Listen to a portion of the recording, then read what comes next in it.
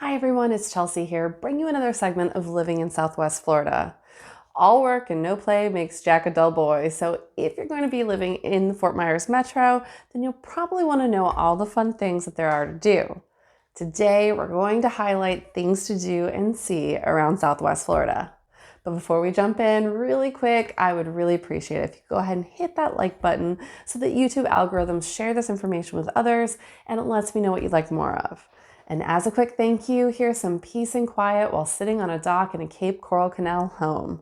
And as always, we love helping people from all over the country buy and sell their homes here in Southwest Florida. So if you or anyone you know of are even thinking about moving, then feel free to use that contact info below. All right, let's jump right in.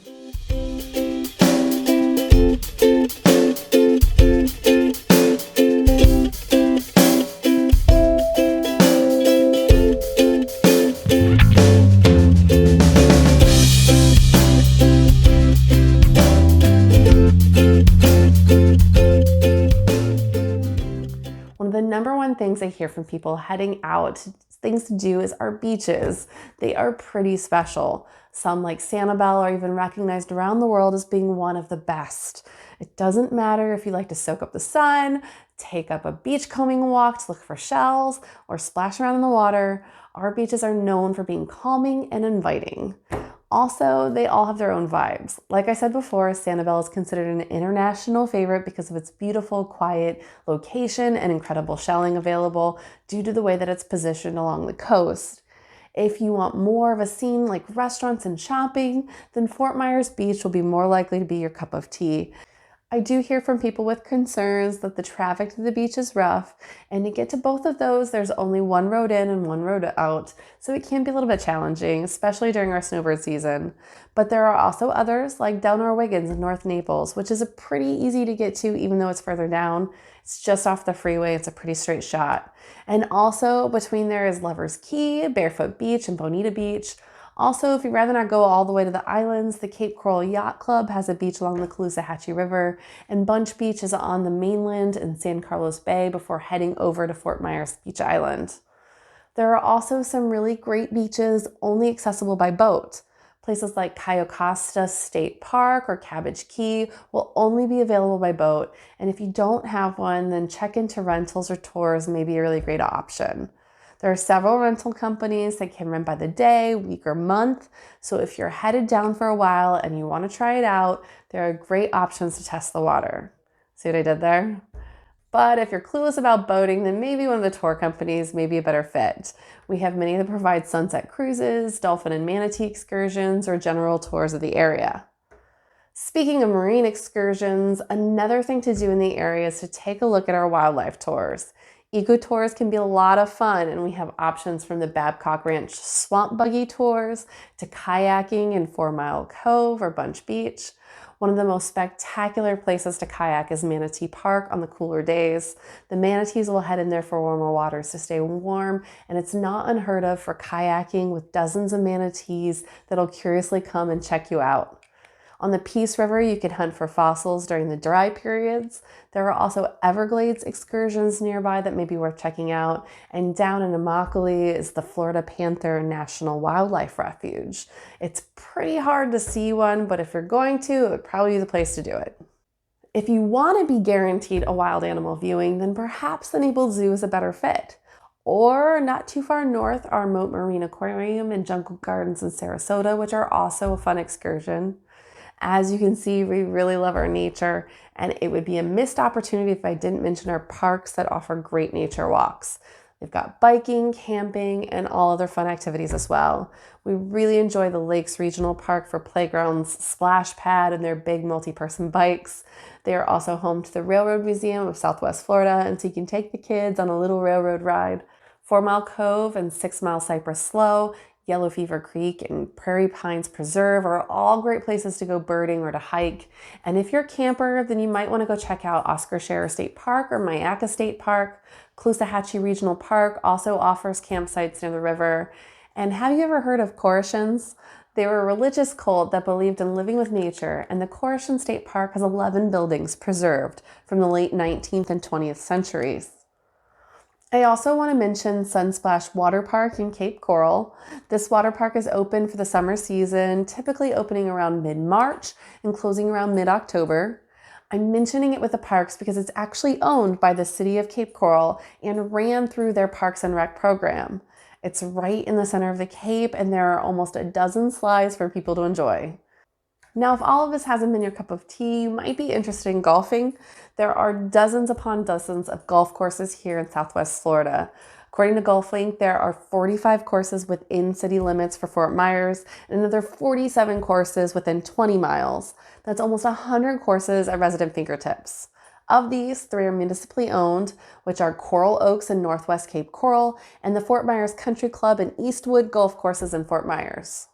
When you're all done with the physical exercise, with the swimming and the hiking and the golfing, then you may want to get in touch with our museums. The Edison and Ford Winter Estates are the jewel of Fort Myers. These are now owned by the city, but at one point they were the homes of national celebrities, and they're a site of many inventions and experimentation. Notably, Ford and Edison were trying to propagate plants that would eliminate the U.S. dependence on foreign rubber.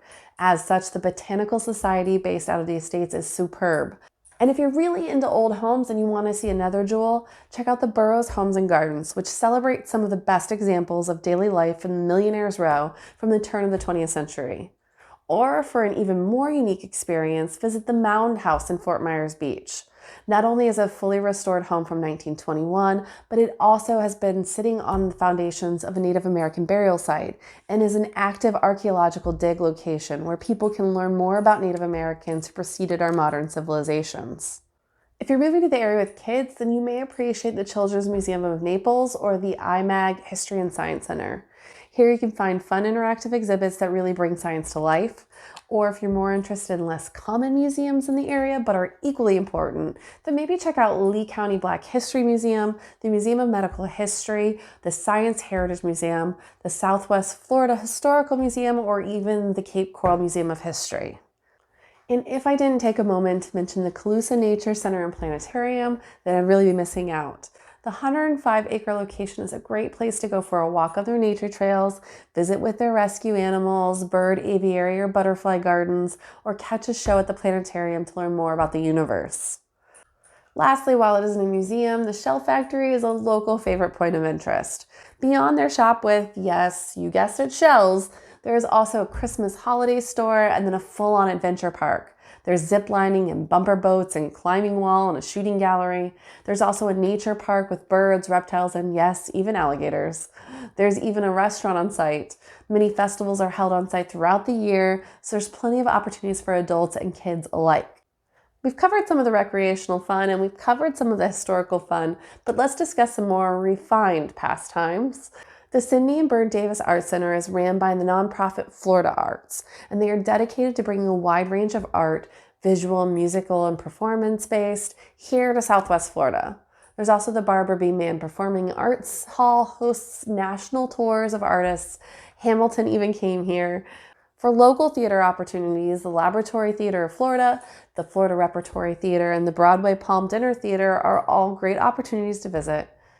Cape Coral even has their own, the Cultural Park Theater, and Melody Lane Performing Arts Center provides opportunities to be a star or to catch the show.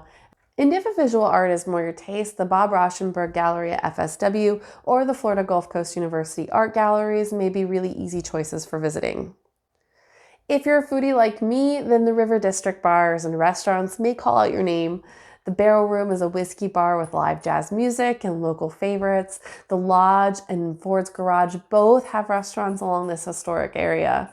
The 86 Room is a speakeasy in the middle of a courtyard that pours a great cocktail. In terms of experiences, the first Friday of the month is Art Walk and the third Friday is Music Walk. Both of these times you can find artists set up along the road that you can explore. We find it a great evening to grab some Love Boat ice cream or Wild About popcorn and stroll around. And what would a trip to the area be like without shopping? Antiquing and thrifting are known to be great options throughout the area. I have a friend from up north who specifically came to Southwest Florida with bags empty so that she could refill them once she got here and bring all of her treasures home. And Floridians have a really good flea market as well. But if you really want to shop for more name brand things, then head over to Miramar Outlet Mall and the Sanibel Outlets are both great places to pop in and spend a day.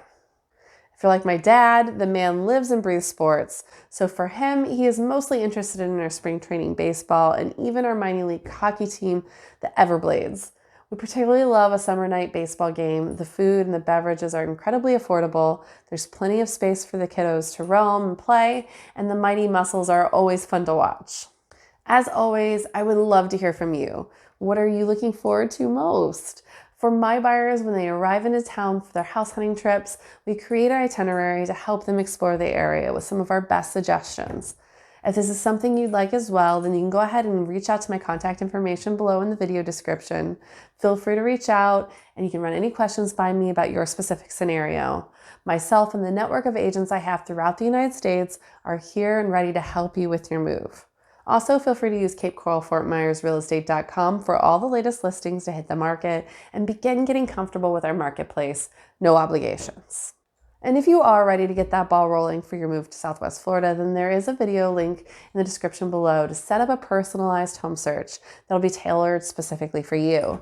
Oftentimes, when you search the web aggregates, it limits your capabilities. But when I build this search, you'll be able to have so many more options available, and then we can discuss the conversation about what your home really looks like in Florida and what you're looking forward to. Also, don't forget to add me on social media and follow along as we post weekly articles and information that you may find handy and give you insights to what life in Florida will look like. And as always, we really appreciate it when you leave us a comment and hit that like button, subscribe button, and notification bells so that you can be notified when we drop future videos that may help you with living in life in Southwest Florida. Thanks again for watching. Until next time, I wish you much luck and happiness.